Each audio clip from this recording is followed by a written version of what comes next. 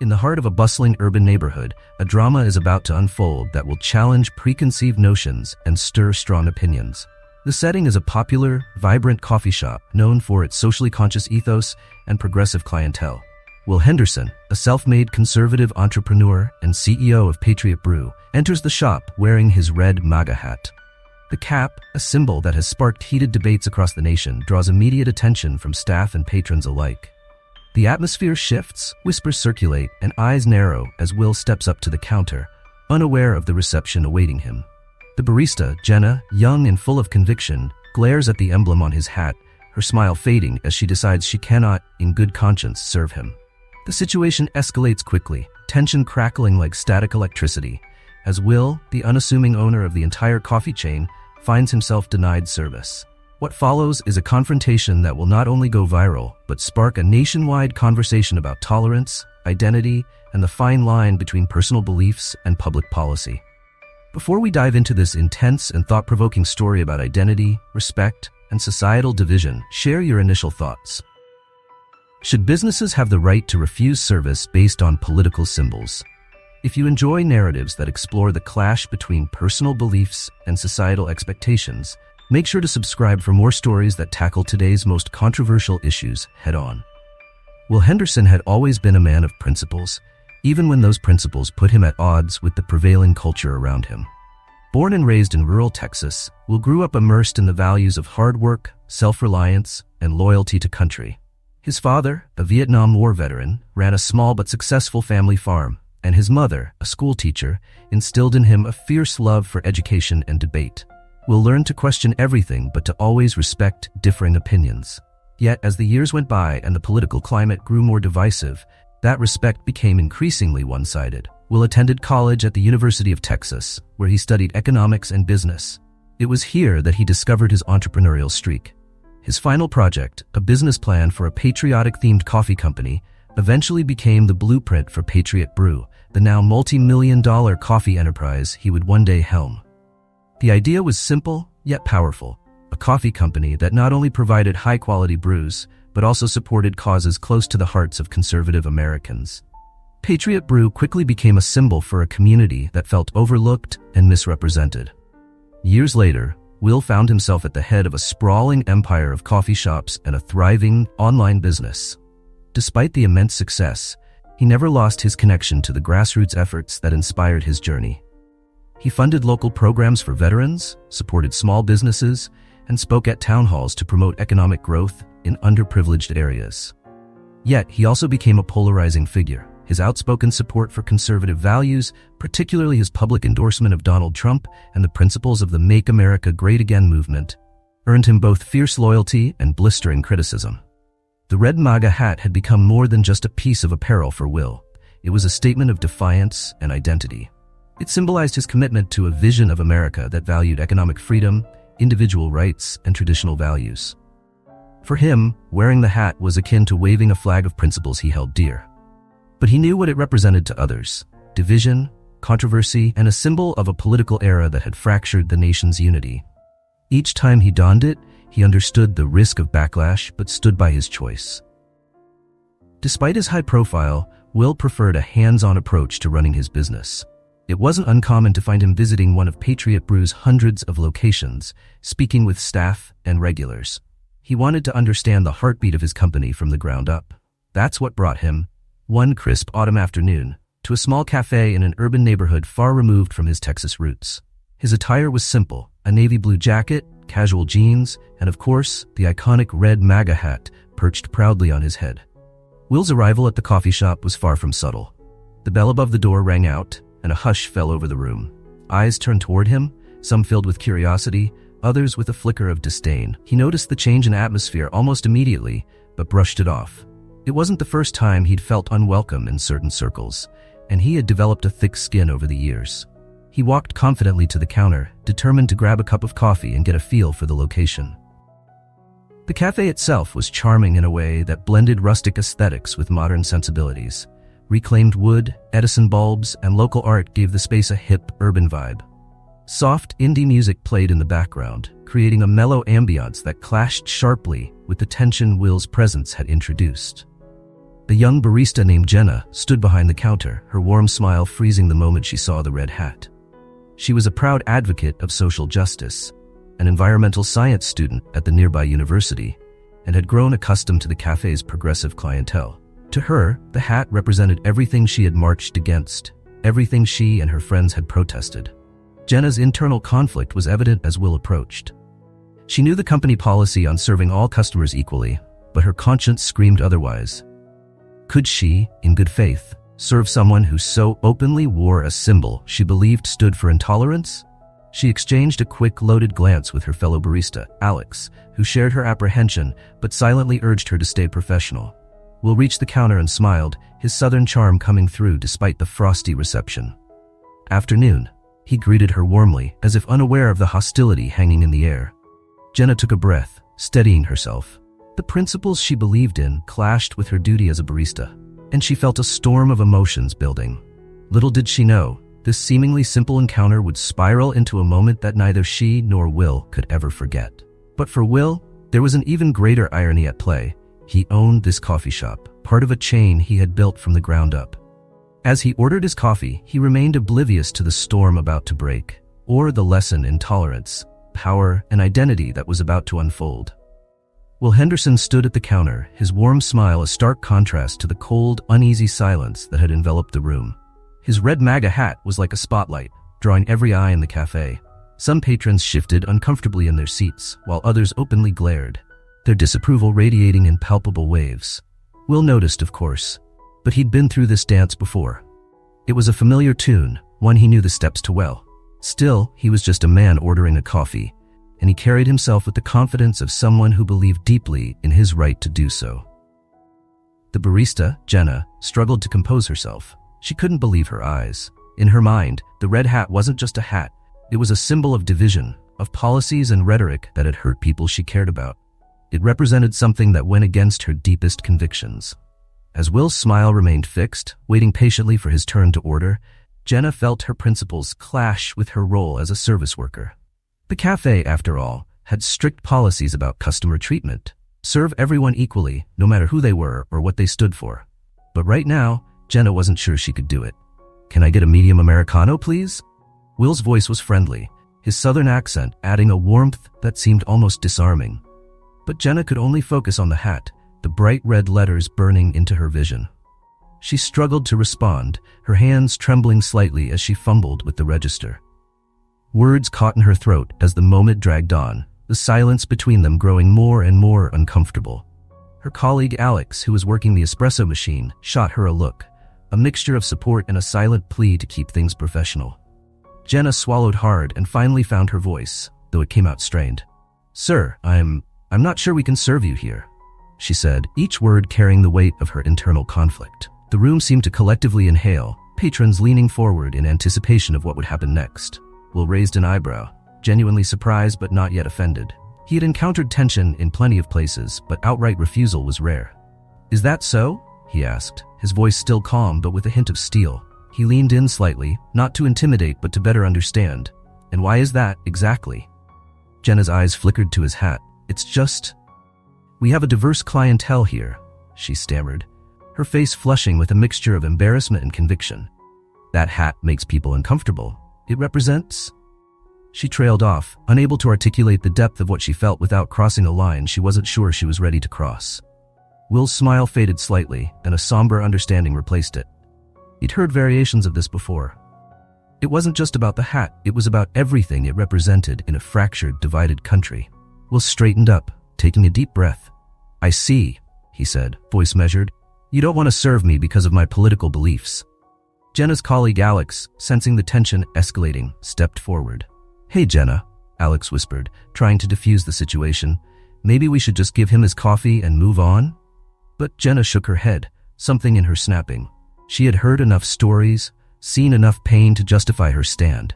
At least that's what she told herself. "No, Alex, it's about principles," she said, louder this time, the conviction in her voice rising. The cafe seemed to hold its breath, everyone waiting for what would come next. Will considered his options, his mind flashing to past encounters, to debates and arguments he had faced over the years. But he was tired of those fights. He simply wanted a cup of coffee and a sense of normalcy, if only for a moment. Still, he couldn't just back down. He had a right to be there, just as much as anyone else. Principles, huh? He echoed, his voice steady. Funny thing about principles, they don't mean much if you only stick to them when it's easy. His words hung in the air, and Jenna felt her resolve waver, if only for a second. The door to the cafe chimed, and in walked a group of young men, college students by the look of them, wearing shirts emblazoned with progressive slogans. They spotted Will's hat almost immediately, and their laughter and conversation died down. One of them, a tall man with a man bun and thick-rimmed glasses, sneered audibly. Well, look what we have here, he said, loud enough for everyone to hear. Didn't realize this was that kind of establishment. The cafe was now a powder keg, tension crackling in the air, and Will knew he was at the center of it. He turned to face the young man, his posture calm but firm. Just here for a coffee, son, he replied. The young man stepped closer, crossing his arms. Yeah, but people like you don't just get coffee. You come to make a statement. Will's patience, which he had worked so hard to maintain, began to wear thin. Maybe I just like good coffee, he countered. But the young man wasn't interested in hearing him out. People like you ruin this country, he shot back, his voice rising. You come here with your hats, your beliefs, thinking you can just waltz in wherever you want and make everyone else uncomfortable. Jenna's anxiety skyrocketed, and she regretted not just serving Will and diffusing the situation earlier. Now the cafe felt like a courtroom, each side silently choosing who to root for. Will sighed, tired of the confrontation, tired of having to justify himself over a simple cup of coffee. He reached into his pocket and pulled out a business card, placing it gently on the counter. Look, he said, his voice calm but firm. I'm not here to cause trouble, but in case you're wondering, I own this place. Or at least, the company that owns this place. The entire room went silent, eyes widening in shock. Jenna's mouth fell open, her face draining of color. The young man with the man bun froze, his bravado faltering. Will tapped the card on the counter and looked at Jenna. I'd still like that Americano, if it's not too much trouble, he said, though his tone carried a gravity that hadn't been there before. Jenna's hands shook as she processed the revelation. The power dynamics had shifted dramatically, and the implications of what she had done washed over her like a cold wave.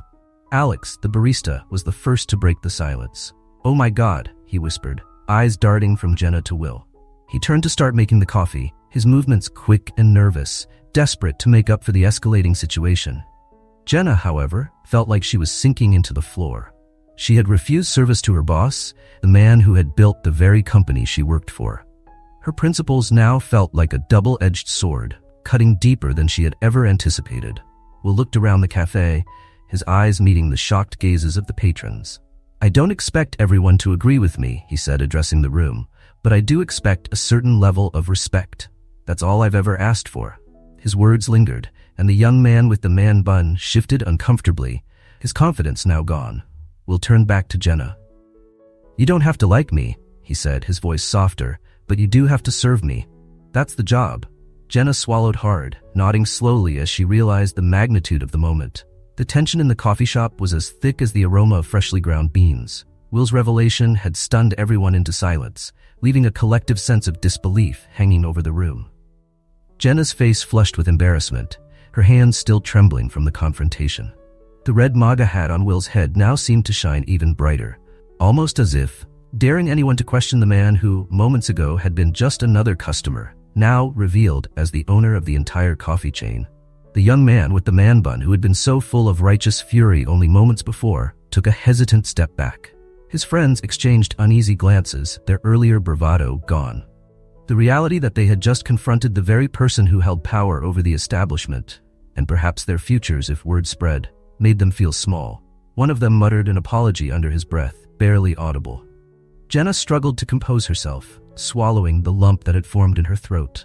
Her principles had seemed so clear a moment ago, her conviction so unshakable. Yet now, standing before Will, the man who signed her paycheck, she felt a crushing weight of regret. She had made a stand, yes, but at what cost?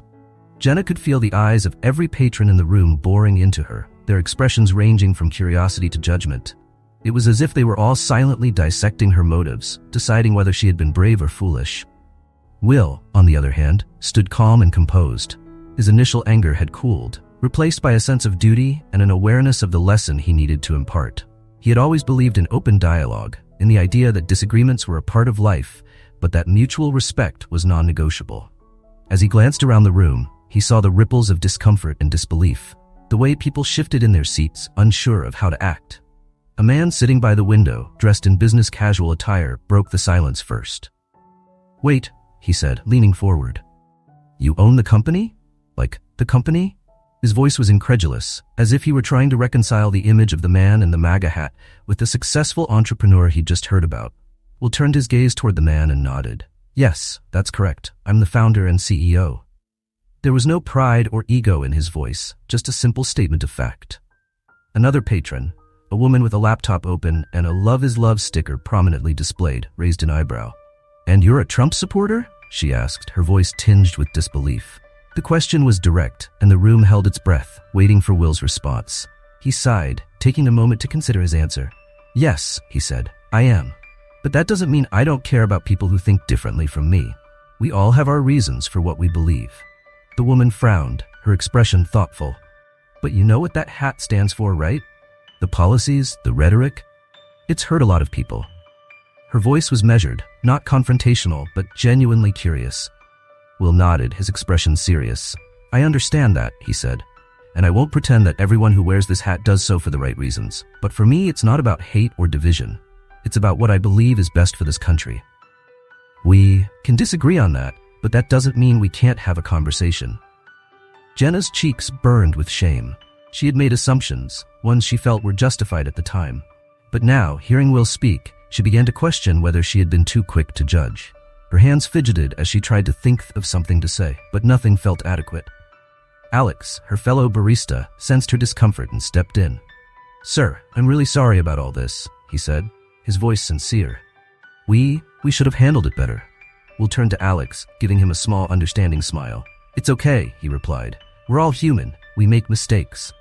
The young man with the man bun shifted uncomfortably. His earlier bravado had been replaced by an awkwardness he couldn't shake. "I didn't mean to, he started, but his words faltered. Will looked at him, his gaze steady but not unkind. "I get it," he said. "You're passionate about what you believe in, and that's good. But passion without understanding only divides us further." The young man nodded, the tension leaving his shoulders. "Yeah," he mumbled, running a hand through his hair. "I guess you're right." A couple sitting nearby, who had been watching the entire scene unfold, exchanged glances before one of them spoke up. "So, what happens now?" the woman asked, her voice tinged with curiosity and a hint of nervousness. It was a question that hung heavily in the air, one that everyone seemed to be asking silently. Will considered the question for a moment, his gaze sweeping the room. "Now?" he repeated, his voice thoughtful. "Now, we move forward. We learn from this. We try to be better." He turned back to Jenna, his expression gentle but firm. "Jenna," he said, "I know you have your reasons for feeling the way you do, and I'm not here to change your beliefs, but this is a place where everyone should feel welcome, regardless of politics or anything else." Jenna's eyes filled with tears and she bit her lip, nodding slowly. "I'm so sorry," she whispered. "I let my emotions get the better of me." Will's expression softened. "Apology accepted," he said. "We all have moments we wish we could take back. What matters is how we move forward." The woman with the laptop spoke again, her tone contemplative. It's hard, Seeing that hat and what it represents, it brings up a lot of pain." Will met her gaze, understanding in his eyes. "I know," he said quietly. "Symbols have power, and they mean different things to different people. But if we let them divide us completely, we lose the chance to understand each other." The woman nodded, her expression conflicted but thoughtful. "Maybe," she said softly. "Maybe you're right." The mood in the cafe began to shift, the initial shock and tension giving way to a more reflective atmosphere. People began to relax, conversations resumed, albeit in hushed tones, and the energy of the room gradually settled. Will picked up the business card he had placed on the counter and handed it back to Jenna. "Keep this," he said, a hint of a smile returning. "And if you ever want to talk, really talk, I'm always open to it."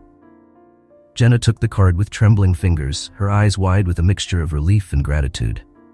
"Thank you," she whispered, her voice barely audible. Will turned to leave, but before he could, Alex called out to him. "Sir?" Will paused, turning back. Alex shifted awkwardly before continuing. "Thank you for being, understanding. A lot of people wouldn't have been." Will's smile widened, the warmth returning. "It's easy to be angry," he said. "But understanding? That's where the real work begins." With that, he adjusted his hat and walked out of the cafe, the doorbell chiming as he stepped back into the world. Outside, the city bustled on, oblivious to the drama that had just unfolded. Will took a deep breath, feeling the crisp air fill his lungs. He knew that moments like this were small in the grand scheme of things, but they mattered. Every encounter, every conversation was a chance to bridge the divides that seemed to grow deeper with each passing day. Inside, the patrons of the coffee shop began to reflect, each of them carrying away their own lessons from what they had witnessed. Some were still skeptical, some inspired, and some simply confused. But one thing was certain. They had all been part of a moment that challenged their assumptions and made them think. The morning after the coffee shop incident, the world seemed to explode in a media frenzy. It started innocently enough, with a bystander posting a shaky smartphone-recorded video of the confrontation. The caption read, "Man denied service for MAGA hat at local cafe, then reveals he owns the company." Within hours, the clip went viral, spreading across social media platforms like wildfire. Hashtags began trending. #MAGA owner, coffee confrontation, and freedom to serve. Everyone seemed to have an opinion, and the debate was far from civil. News outlets quickly picked up the story, framing it through their respective ideological lenses. Conservative channels lauded Will as a hero, a calm and collected businessman standing up for free speech and conservative values in the face of woke intolerance. The headlines were triumphant. CEO in MAGA hat teaches liberal coffee shop staff a lesson on respect. Anchors speculated about whether this incident was emblematic of a broader issue, the supposed persecution of Trump supporters in public spaces. Pundits took to their shows, speaking passionately about the rise of cancel culture and how it stifled open dialogue. Meanwhile, liberal media outlets painted a different picture. They focused on the broader context of MAGA hats as symbols that many people associate with divisive policies and rhetoric. When is a hat more than just a hat? One think piece questioned, arguing that Jenna's reaction wasn't merely about politics, but about the lived experiences of marginalized communities. Op-eds appeared, analyzing the power of symbols and discussing how businesses should handle political expression in hyperpolarized times. The discourse quickly became a firestorm, with both sides digging in. Jenna's social media accounts, which she rarely used, became battlegrounds overnight. People hunted down her Instagram and Facebook profiles, flooding her with messages. Some were supportive, hailing her as a brave champion of progressive values who had every right to stand her ground against perceived intolerance. "We need more people like you, Jenna," one commenter wrote. But others were brutal, calling her a bigot and threatening her livelihood. "You should be fired," another message read. "If you can't serve all customers, you don't deserve to work there." Jenna, who had never been in the spotlight before, felt her world tilt off its axis. She sat in her tiny apartment, scrolling through the deluge of messages, her hands trembling. Friends reached out to offer comfort, but their voices barely registered. It was all too much. The incident, which had lasted only a few minutes in real time, now threatened to consume her entire existence. Every ping of a new notification was a jolt of anxiety, a fresh reminder that her every word and action had been dissected, debated, and weaponized by people she'd never met. Will, on the other hand, found himself fielding calls from the company's PR department. Will, his head of public relations, Maria Thompson, began, her voice tight with barely concealed panic. "This story is everywhere. We need a statement, and we need it now." Will sat in his home office, rubbing his temples. "I know," he replied, "but how do we address this without alienating half the country?" Maria sighed, the exhaustion evident in her voice. "That's the problem. If we come out too strongly on one side, we risk backlash from the other. We need to strike a balance." Will had anticipated some reaction, but he hadn't expected the intensity. His brand, built on the idea of inclusivity and quality, now found itself at the heart of a cultural and political debate. Investors were getting nervous, and some customers threatened boycotts, promising to take their business to competitors who were more aligned with their values. At the same time, conservative activists promised to support the coffee chain, organizing Buy MAGA days to show solidarity. The irony wasn't lost on Will. His simple trip to one of his own cafes had turned into a national talking point. Later that day, a press conference was hastily arranged in front of the coffee company's headquarters. Will stood behind a podium, facing a sea of flashing cameras and journalists, their pens poised to capture his every word. He took a deep breath, feeling the weight of the moment. "Thank you all for coming," he began, his voice steady but earnest. "I want to address the incident that occurred yesterday and the conversations it has sparked." The crowd leaned in, eager for his next words. Will continued, choosing his phrasing carefully. Our company has always believed in creating a welcoming environment for everyone, regardless of background or political beliefs. Yesterday, a moment of tension challenged that ideal, and it's clear we have work to do to ensure our spaces remain places of respect and understanding. He paused, glancing at the faces in the crowd, journalists from networks that represented both ends of the political spectrum. I understand that my hat represents different things to different people, he said, touching the brim of his now famous MAGA hat. For some, it's a symbol of hope. For others, it's a reminder of division.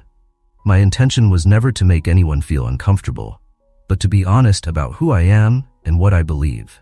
Reporters shouted questions, their voices overlapping in a chaotic chorus. Do you think your employee was justified in refusing to serve you? One asked. Will there be repercussions for her actions? Will raised a hand, quieting the clamor. Jenna is a passionate person, and while I disagree with how she handled the situation, I respect her right to her beliefs. We're having internal discussions about how we can better train our staff to handle disagreements peacefully and respectfully. The next question cut deeper. What do you say to those who feel your hat promotes hatred and intolerance? Will took a moment to gather his thoughts. I understand that people have been hurt by the rhetoric associated with this symbol, he said softly. But if we can't have conversations with people we disagree with, we're losing an opportunity to understand each other better. That's what I hope we can take from this, an opportunity for dialogue, not more division. As the press conference ended, opinions were as divided as ever. Some applauded Will's measured response, praising him for his commitment to dialogue. Others accused him of deflecting, arguing that he hadn't fully acknowledged the harm the hat represented to many people. The debate only grew louder, with pundits on cable news dissecting his every word, analyzing whether he had done enough to salvage his company's reputation or if he had only fueled the flames. Back at the cafe, the staff struggled to adjust to the new reality. Customers came in, some wearing MAGA hats in solidarity with Will, while others wore shirts with slogans supporting Jenna. The once quiet coffee shop had become a microcosm of the nation's divisions, a place where political debates brewed alongside the espresso shots. Jenna found herself serving people who either praised her or condemned her, their words cutting deep, no matter which side they were on. Alex tried to shield her from the harshest comments, but it was impossible to escape the scrutiny. The cafe's manager, a man named Raoul, tried to maintain order, but even he felt the strain. We're a coffee shop, he muttered to himself one afternoon, not a debate stage. Yet the reality was undeniable. The shop had become a battleground for the country's cultural and political wars. And for Will, Jenna, and everyone else involved, there was no easy way to return to the way things were. The media storm surrounding Will's coffee shop incident continued to rage on, but the narrative started to shift as unexpected figures began to weigh in. People from all walks of life, those who considered themselves conservatives, progressives, and everything in between, started to call for cooler heads and a focus on understanding rather than outrage. Online, some voices emerged advocating for genuine conversation, arguing that there had to be a better way to navigate political differences in such polarized times. One voice that stood out belonged to a woman named Maria Clark, a prominent community organizer who was known for her work in social justice and human rights. Maria had built a reputation for being a fierce advocate for marginalized groups, often speaking out against symbols she believed were harmful. But as she watched the media dissect Will's press conference, something about his demeanor struck a chord with her. He didn't seem like a man who wanted to spread division. He appeared sincere in his wish for dialogue. And so, Maria took to social media with a video message that quickly went viral. Look, I understand why people are angry, Maria said, her voice calm but passionate. I know what that hat symbolizes to many of us. But I also see a man who is willing to talk, willing to admit that symbols mean different things to different people. What if we took him up on that? What if we actually sat down and had the hard conversations, instead of shouting at each other from behind our screens? Her video sparked a new wave of debate, but it also inspired a grassroots effort to organize a community meeting. Maria reached out to Will through a mutual contact, and to her surprise, he agreed almost immediately. I want this, he told her on the phone, his voice resolute. I know we won't change the world in one night, but if we can start a conversation, I'm all in. The meeting was set for a Sunday afternoon in a community center not far from the coffee shop.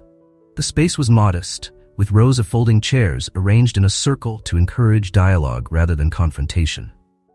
As people trickled in, there was a palpable tension in the air.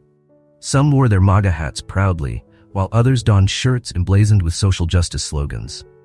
The atmosphere was heavy with anticipation, each person acutely aware of the divisions that had brought them there. Will arrived early, taking a seat near the center of the room.